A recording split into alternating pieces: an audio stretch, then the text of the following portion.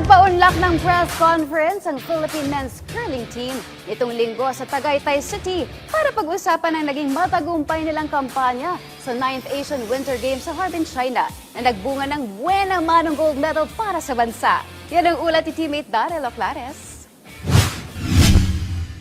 Humarap sa media sa unang pagkakataon ang Philippine men's curling team nitong linggo sa Knights Templar Hotel sa Tagaytay City. Kararating lamang ng ating pambansang koponan mula sa Harbin, China kung saan gumawa sila ng pambihirang tagumpay sa men's tournament at nakuha ang unang gold medal ng Pilipinas sa 9th Asian Winter Games. Present ang buong team pati na rin ang kanilang mga coaches sa press conference na pinamunuan ni Philippine Olympic Committee President Abraham Bambol Tolentino. Sa naging panayam ng Radyo Pilipinas 2 sa Philippine men's curling team captain na si Mark Pfister, hindi pa rin anya siya makapaniwala na nakamit nila ang gintong medalya.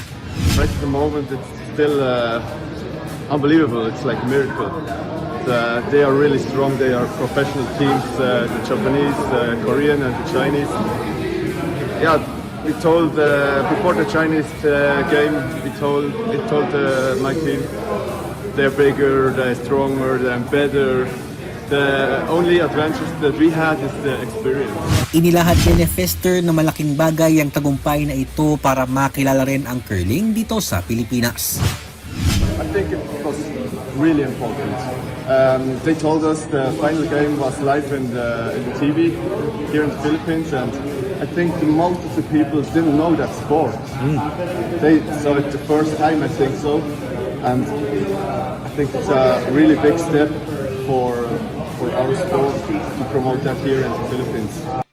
Hindi pa tapos ang laban ng ating Philippine men's curling team ngayong taon dahil muli silang masusubukan sa serye ng mga pre-qualification tournaments para sa 2026 Winter Olympics sa Milano Cortina, Italy, kung saan target din nilang masungkit ang inaasam nilang gold medal para sa Pilipinas.